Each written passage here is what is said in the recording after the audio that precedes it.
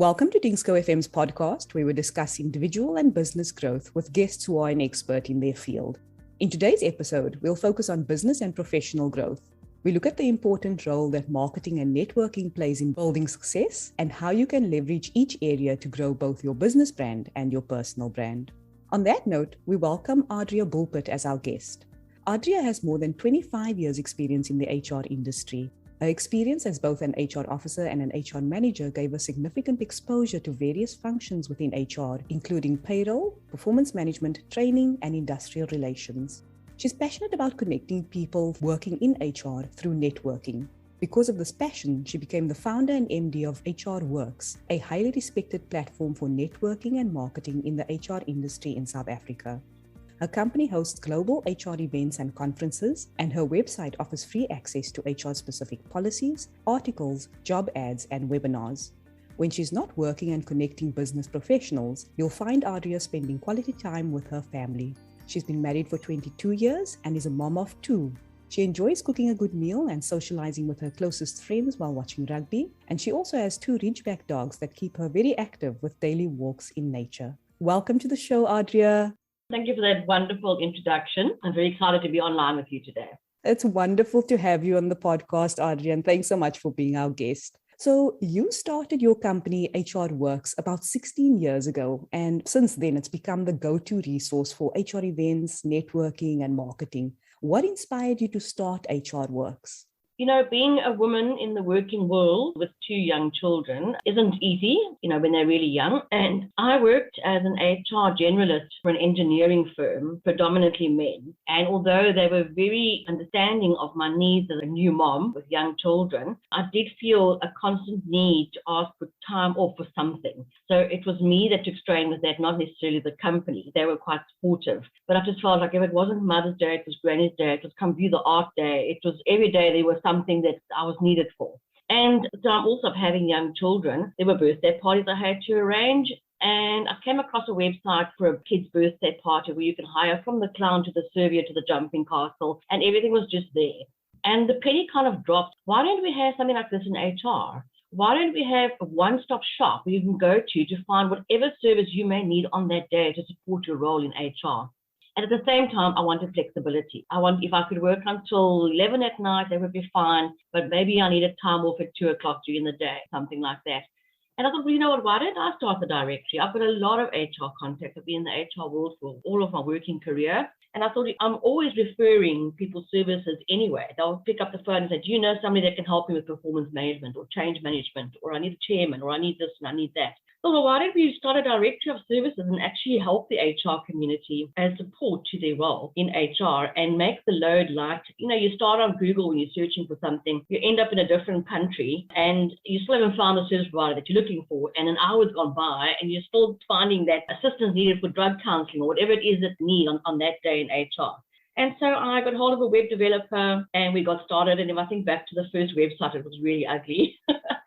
I should have kept a picture, a screen grab or something. And it just grew so quickly from there. So that is to answer about what inspired me is my children, the need for me to be around them. They still think I owe them all the credit for starting HRworks, because if it wasn't for them, then there wouldn't be, I wouldn't have started HRworks. And just that need of HR being able to help each other and network with each other and refer services is really what inspired me to get started.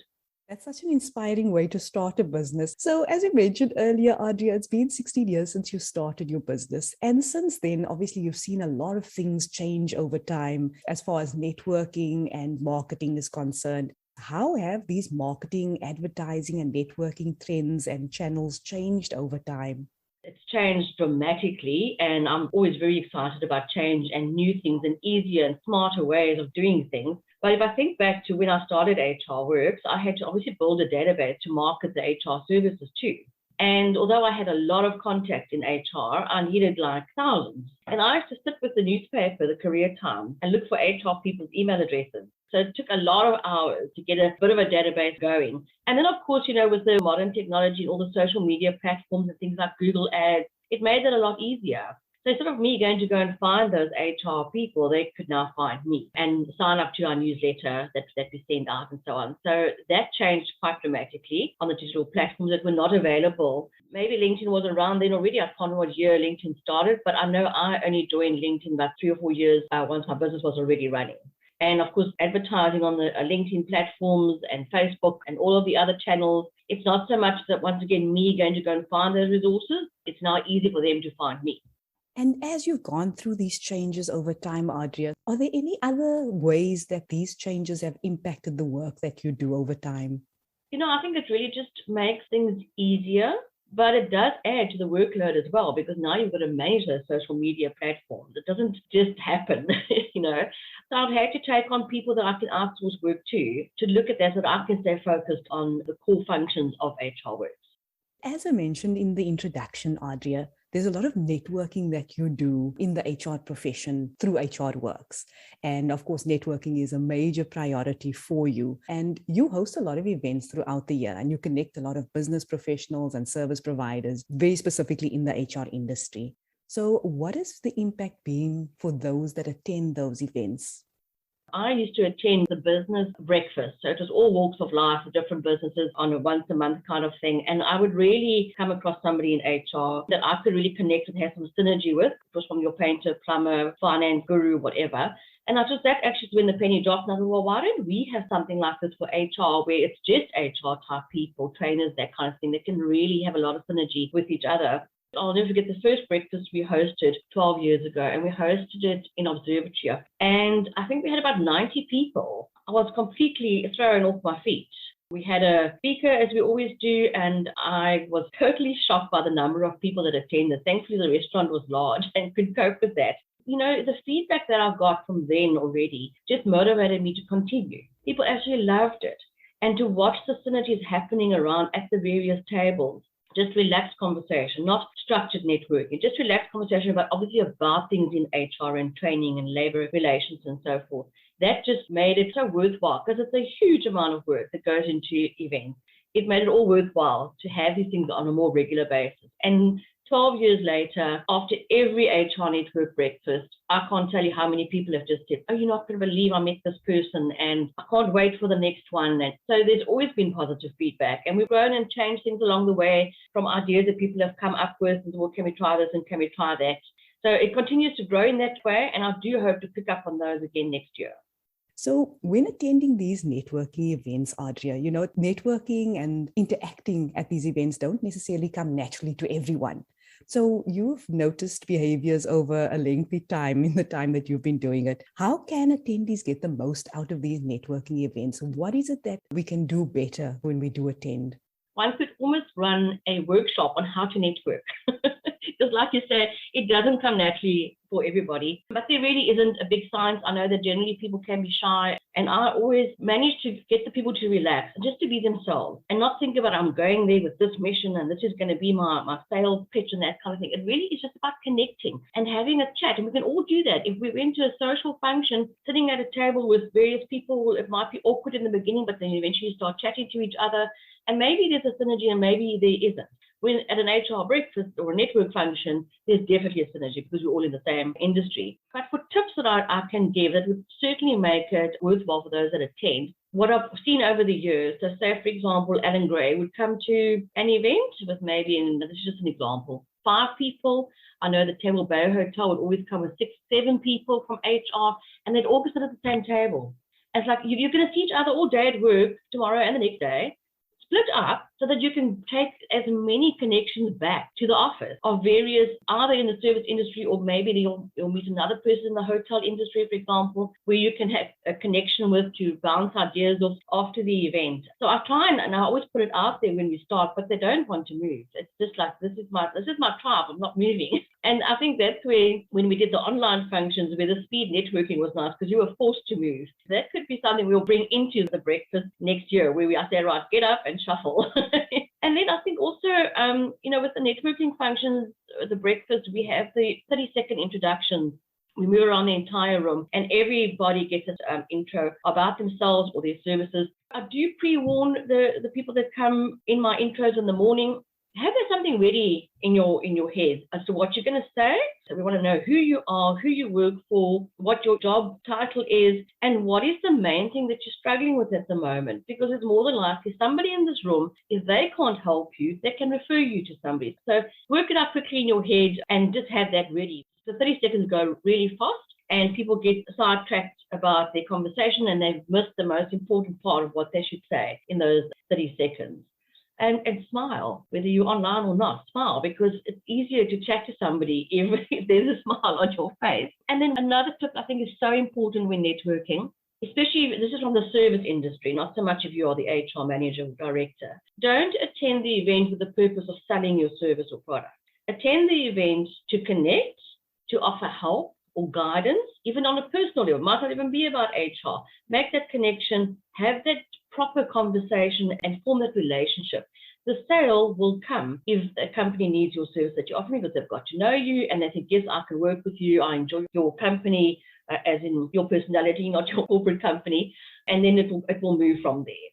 Those are fantastic tips, Adria, and I'm sure it will be useful for so many listeners. It's definitely going to be useful for me. Definitely shows what we can improve on when we do need to interact at networking events.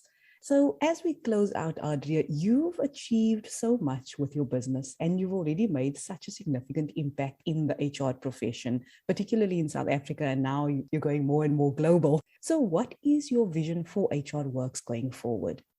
I've always run my business this way, and I kind of like, although I'm always in tune with what's happening in the world around HR, and especially in South Africa, and I will meet whatever needs come up. So, for example, when COVID hit, we just started a string of podcasts, one a week, I think for 25 weeks or something crazy, where we had advocate Cecilia Brimmer speaking on COVID. That wasn't a plan. It wasn't a vision. It was, there's a need, we've got to work this, we've got to sort this out, and this is a need right now in HR that they need help with. So my vision is always, how better can I help the HR industry? And going about, what are the needs out there? What is happening in the industry right now? And hosting either events or putting up services or marketing services on our digital platforms that can assist HR in the needs that they have at that time. But I do have a vision going forward without giving away too much of my IP. Obviously, we've been hosting our HR conference for the last 10 years. Last year was online, a global online event, and it was great. And this year we're going back to face-to-face and virtual. So that's on the 14th of September. That's our annual HR conference, will be the 11th one. And next month, we're hosting a Women's Day event for all, not only women, to celebrate the Women's Day month. And I've got a workshop running on the 18th of August, and all that information is on the website. Other than that, with the virtual stuff that's happening, there is definitely more opportunities to network even further. Absolutely. And with changes that keep coming at us, there definitely is always opportunity. And it's fantastic that you keep evolving your vision according to those changes. So that's very exciting, Adria. And we definitely look forward to seeing what you roll out. Now, given the great info that you've shared with us, there may be an HR professional or a business owner who wants to get in touch with you. And they want to tap into your services, or maybe they just want to continue the conversation with you. So how and where can they reach you and your HRworks team? The easiest way is our email address. I generally prefer emails than phone calls because there's always so much information to share. So our email address is info@hrworks.co.za, and we respond pretty much within 24 hours. Otherwise, visit the website, hrworks.co.za. All the contact details are there as well. Wonderful, Adria. And is there a social media presence just in case somebody wants to reach you there as well? Yes, they can definitely find us on LinkedIn. I would say that is our biggest social media channel. We've got about 21,000 odd connections, all in HR. Our network is really big. We've got an HRworks group that they can join on LinkedIn as well. So that is, I think, one of the platforms that they follow us on LinkedIn. Just search for Adria Bulpitt or HRworks and it will all come up. That they'll definitely be constantly in touch with what we are doing, especially with the events, not to miss an event happening or something that we introduce, a new initiative. It will be on LinkedIn first. Excellent, Adria. Thank you so much for being our guest today and for sharing so many great insights. It was fantastic to have you on the show. I think that many of us underestimate the impact that marketing and networking can have on both our personal and our business brands. And you've just shown us how powerful it can be to use both those tools to our advantage and leverage it for our own success. So I hope that you'll join me again in future so that we can find out more about the work that you're doing and the growth that you've had and where you've headed to in future. Thank you, Diane. I appreciate you inviting me to be part of this DingsCo podcast, and I look forward to hearing from some of your listeners. We hope that you enjoyed today's podcast episode.